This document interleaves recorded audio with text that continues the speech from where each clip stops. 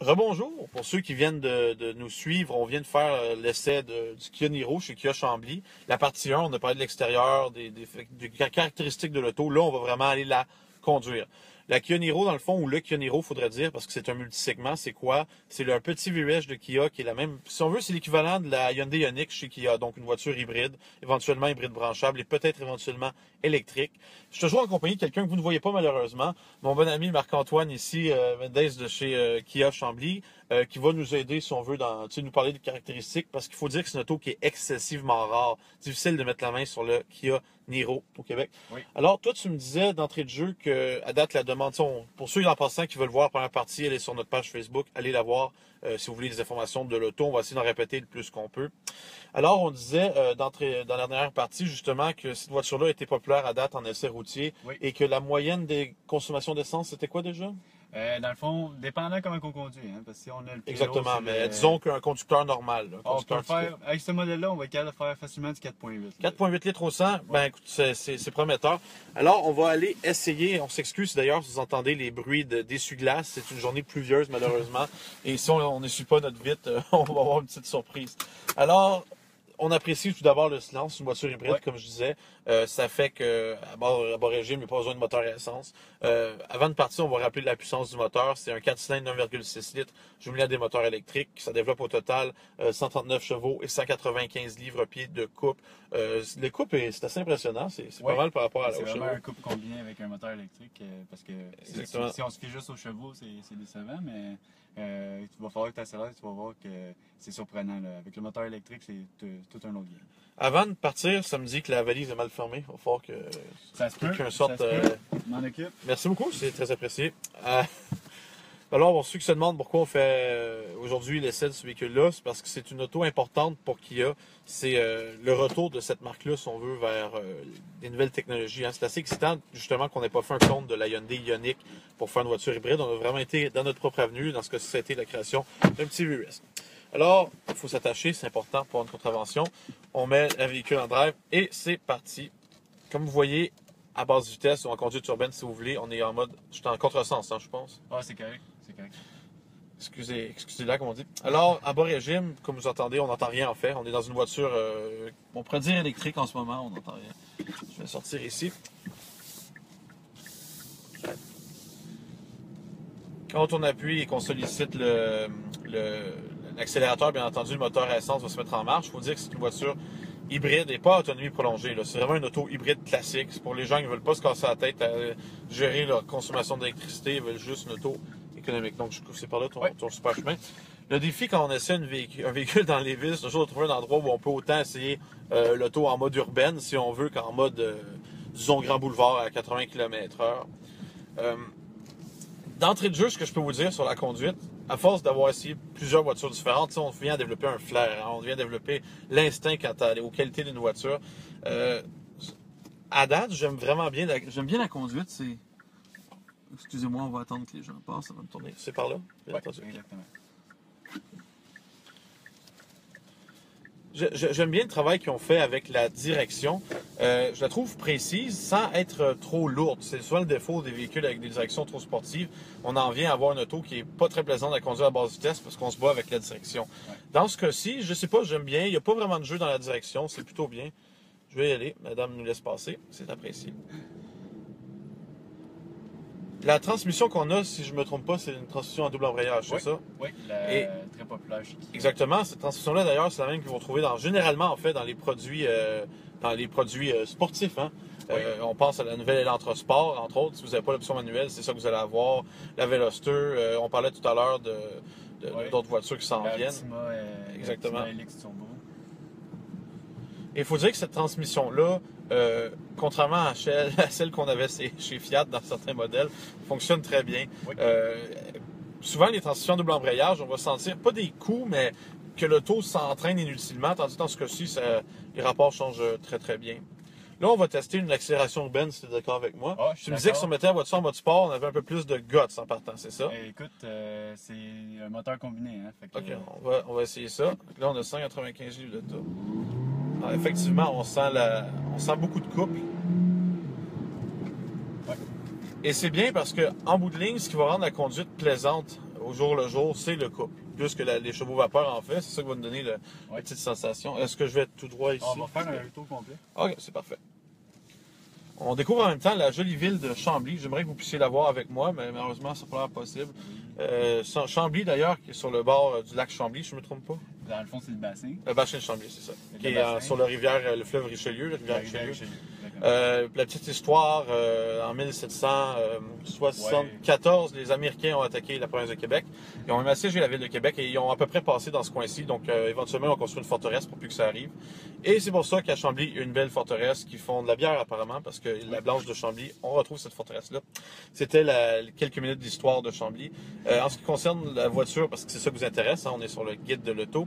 Le Kia Niro, de ce que je peux voir, se comporte parfaitement bien en ville. C'est pas un problème en tant que tel. Beaucoup de couples, comme je disais. Là, ce qui serait intéressant, c'est d'aller essayer la voiture à plus haute vitesse. Est-ce que tu as un chemin à nous proposer? On continue tout droit. Tout droit? J'ai bien hâte de voir ça.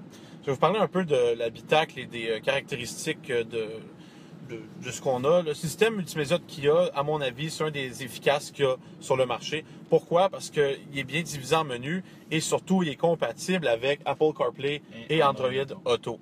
Ça, par exemple, ça manque à la compagnie Mazda qui, pour une raison ou une autre, n'a pas encore réussi à l'intégrer dans leur système. Toi, tu es relativement jeune, là, et comme moi, on fait partie de la génération des... Comment on appelle ça, des milléniaux, là. Ouais. Et nous autres, on est toujours sur notre téléphone cellulaire, hein? On se le fait dire, là, on est toujours là-dessus. Et c'est le fun de pouvoir utiliser son téléphone au volant, mais légalement. Parce que c'est essentiellement ça que fait Apple CarPlay et Android Auto. Hein? Ouais. On branche notre cellulaire dans l'auto et on peut le contrôler à partir de l'écran principal. Donc, on peut utiliser notre navigation sur le téléphone cellulaire si on n'a pas l'option GPS dans l'auto. Ouais. On peut écouter facilement notre musique, etc. Une navigation où on n'a pas besoin de faire des updates après Ah oui, ça c'est bien. Puis avec les avertissements de trafic et tout, là, ça fait quand même une grosse différence à des GPS. Là, ouais.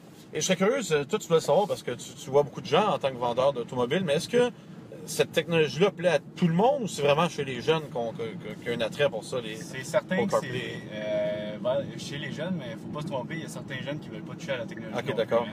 Mais par exemple, pas juste les jeunes, surtout les gens aussi dans la quarantaine où ils ont un job à Montréal, puis ça vient où c'est de gagner du temps dans un Oui, exactement.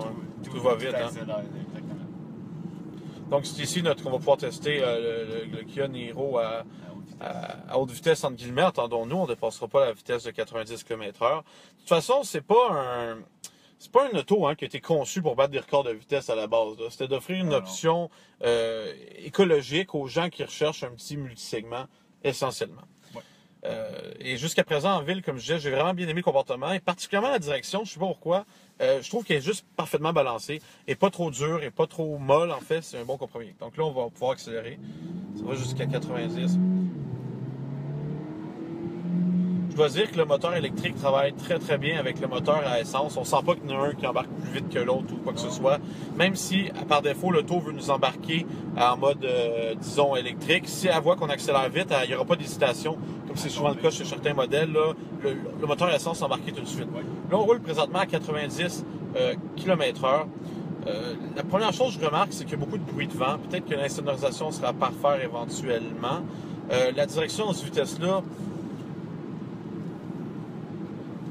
la voiture en tant que telle a une bonne tenue de route. Là, je trouve que c'est un bon châssis. La direction à cette vitesse-là est peut-être moins précise qu'elle l'était en ville, mais tout de même, c'est pas dramatique. Là, on n'a pas l'impression de se battre avec des bungees, comme c'est souvent le cas chez certaines voitures. Par exemple, avec le mode sport. Le mode sport? Oui. Alors là, on est en mode sport. Si on accélère... Oui, les accélérations... C'est fascinant de voir comment le mode sport fait une bonne différence. On dirait qu'il enlève une petite seconde d'hésitation au groupe motopropulseur avant de se mettre en mode... disons full power, entre guillemets. Exactement. Donc, grosso modo, le Kia Niro, si je pouvais le résumer en un mot, ça serait sympatoche. C'est un beau petit véhicule, il est sympathique, il est plutôt économique, là, en bas de 5 litres au 100 km. Et surtout, il est pratique. Parce que comme on l'a montré dans la partie 1, qu'on vous invite à aller regarder sur notre page Facebook, elle est déjà là en vidéo, on a tout l'espace d'un petit multisegment. Ouais. Et je dirais même supérieur à bien des multisegments de cette taille-là, parce qu'on sait que, passe au CX-3 par exemple, il n'y a pas moyen de mettre grand-chose dans cette auto-là. Ici, on a beaucoup d'espace. Et toi, là, quel genre de client à qui tu vends ce véhicule-là? Là? À quel genre de gens s'adresse le Niro à tes yeux? Ben, j'aimerais ça te dire une sorte de gens spécifique, mais je pense que le Niro va attirer une toute autre nouvelle gamme de gens à cause de sa présence. Les nouveaux acheteurs, peut-être, des gens... des nouveaux acheteurs, des gens qui ne pensaient pas regarder vers un hybride parce que un hybride, pour eux autres, c'est un auto qui est, comme tu disais tantôt, un peu plus un peu plus plate, oui, exactement. Trop de compromis, sans doute. Trop de compromis. Mais qu'est-ce que j'aime de Kia, c'est qu'on garde, dans le fond, la transmission normale ou double clutch, où on va tout le temps pouvoir aller chercher un certain plaisir de conduite. Puis, ce qui est aussi surprenant, je sais pas ce que tu en penses, mais les sièges, comment tu les trouves? Ben moi, je trouve l'assise est bonne. J'aime particulièrement le fait que, vu que c'est pas des sièges en cuir, ils sont comme moitié cuir, moitié tissu, ça fait que c'est plus moelleux, c'est plus confortable. Les gens ne le savent pas, là, mais les sièges en cuir, ça n'a pas toujours été une option de luxe. C'était le contraire, en fait. Les premières limousines, dans les années 40 et même les années 30, là, les sièges arrière, on assoyait monsieur, madame, ils étaient en tissu plus mou, plus moelleux. Et les chauffeurs avaient des sièges en cuir plus durs. Et pour une raison que j'ignore, le cuir est devenu plus populaire. Non, j'aime vraiment bien les sièges. L'assise est bonne. La visibilité est exceptionnelle, en fait. Pour une voiture, on voit super bien autour. Et c'est un habitacle qui fait aérer. J'ai pas l'impression d'être pris dans un cockpit de Formule 1, là. C'est une voiture qui est aérée. Et juste pour ça, non, c'est un véhicule intéressant. Et moi, de la manière que je le vendrais, ça serait pour dire aux gens qui recherchent justement un véhicule pratique, mais très bien sur l'essence. Parce que la Hyundai Ioniq, sans rien lui enlever, c'est une voiture qui est pas... c'est moins logeable que cette voiture-là. Si vous avez une petite famille, là, avec... Sans vous dire que vous devez remorquer un bateau, c'est pas ça qu'on dit. Vous avez une petite famille avec des bagages normaux, des sacs d'école, des sacs d'épicerie, des ballons de soccer, donc vous êtes coach l'été. Faire des voyages exactement. Descendre en Floride, il y a de la place en valise. Non, le Niro va être intéressant pour ça. Et même, j'irais même jusqu'à dire que je l'aime mieux que la Hyundai Ioniq dans le genre de véhicule. Là. Je trouve que c'est plus abouti, mieux réussi. Et à voir pour ceux qui recherchent, comme on disait, un petit VUS. Alors, ça va mettre fin à notre essai en direct. Demain, on va en faire un autre sur le Mazda 6. Une voiture aussi intéressante, mais dans un autre, tout autre ordre d'idée, comme on dit. Alors, merci Marc-Antoine. C'était le Kia Niro grâce à... Mais merci à Kia Chambly d'ailleurs de nous avoir prêté l'auto, parce que comme on disait, c'est une auto qui est difficile à trouver. C'est très apprécié. Alors, il y en a une d'arrivée à Chambly, une Kia Niro, si vous voulez l'essayer. La voiture arrive le 11 avril, je crois. Le 11 avril ou plus tard, on devrait en avoir une prête à vendre. Exactement. Alors, merci d'avoir été avec nous. Si vous avez des questions, comme d'habitude, n'hésitez pas à nous écrire. Ça va nous faire plaisir de vous aider dans vos achats. Bonne journée.